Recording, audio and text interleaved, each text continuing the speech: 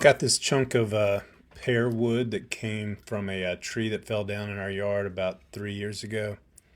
There's a saying or a concept that a three-legged stool never wobbles, and it's kind of got three tree limbs or stumpy looking things that come out from the side of this piece of wood. And so I'm thinking maybe I can turn it into a bowl of some sort. Last week I took a hunk of cherry and used the lathe to make it into a rustic bowl.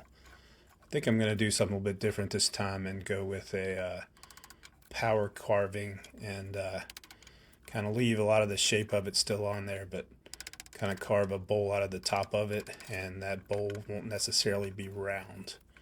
So my name's Drew. I retired at 52. I've got lots of interests, including woodworking, and I've got a beach house that is in terrible shape, and I'm currently working on remodeling it. So stick around and see how this project goes. So I'm going to the bandsaw first, and I'm cutting off some pieces to try to get the bottom so it'll sit flat.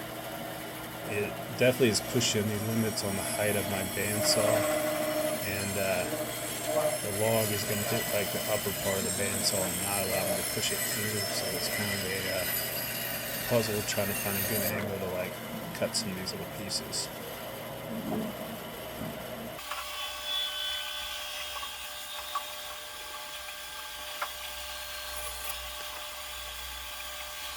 Three-legged stool does not rock, but it's possible that the top of it will not be level or parallel to the ground. So that's kind of a concern here, is getting the legs so that it's kind of in line with the flat surface on the log. If it's not in line, which I don't think this ends up being, you can take wood off of the top of it and then make the top level after you've got the legs the way you want them. Taking off a little bit of the shape to make it curved now. And next step, I'll head out of the basement and I'm going to switch to this cordless planer. Got lucky and picked up this workbench at the Restore last week for $50. And one of the difficult things about power carving and planing things is getting a good hold on the wood. And so it's got those bench dogs there, and what just happened is my new workbench has four legs and it is not sitting flat, and so I'm going to have to prop something underneath one of those legs.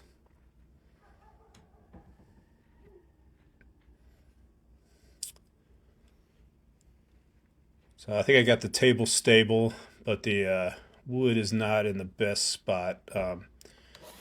If I push on it too hard, it kind of slips out. It's kind of hard to get stuff clamped off well. But currently I've got that issue where the top of it is not going to sit level if it's sitting on the three legs. So I'm trying to just get a good flat surface on the top there. As you can see, it popped out of the clamp.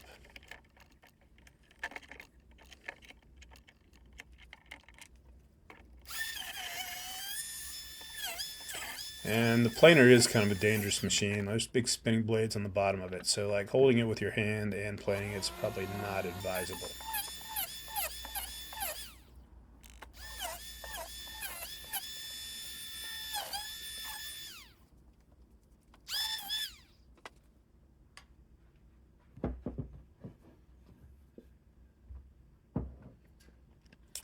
Alright, I got the legs and the top kind of in the in a good stable position now.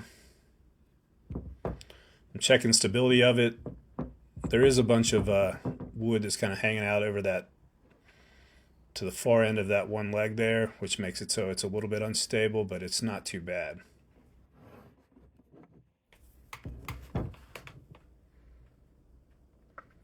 So I've actually got it locked into the clamp pretty stable now, and I'm spending some time here getting the top of it level. Looking back at it now, I'm not sure why I spent that much time getting it level, because I was just about to start cutting into the top of it and cutting the bowl out of that nice flat surface that I just got.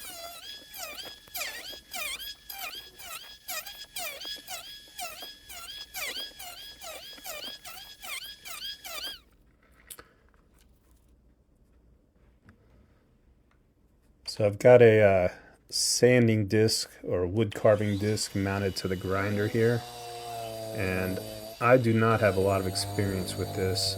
I did carve one pumpkin out of a maple tree, but this is not a tool I've spent a lot of time using.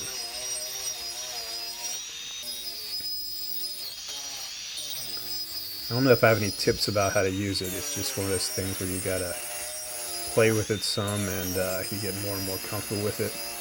But it definitely wants to like take off in different directions because you're putting a cutting wheel that goes against the wood and it pushes backwards the opposite way of the way the cut's going. So it kind of wants to pull it out of your hands, and there's definitely like a sharp spinning wheel on the end of that that you don't want to be on the wrong end of.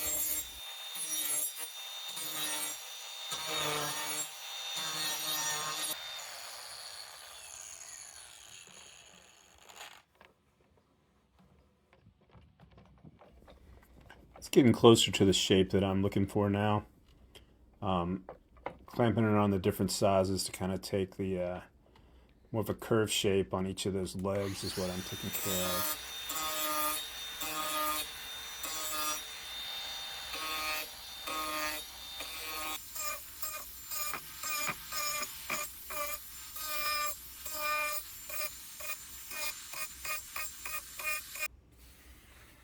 Not sure how much I could have got it smoother by just using the carving disc, but I've got a lot of sanding that I've left myself with.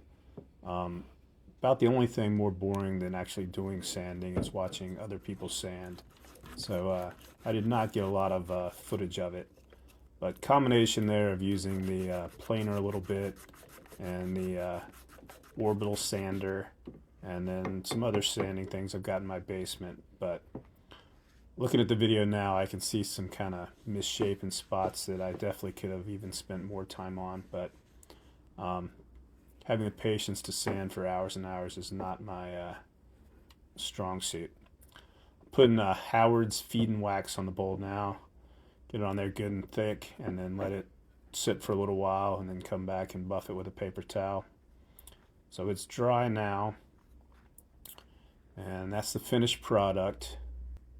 Last week I finished a video where I made a bowl with a totally different method using the wood lathe, and I put some apples in it. So these are those same apples. Thanks for watching. If you've enjoyed this video and want to see more of the wood projects I'm doing, or if you want to check on the progress on the beach house, then hit the subscribe button, go watch some of my other videos, and check back next week to see what Drew's up to.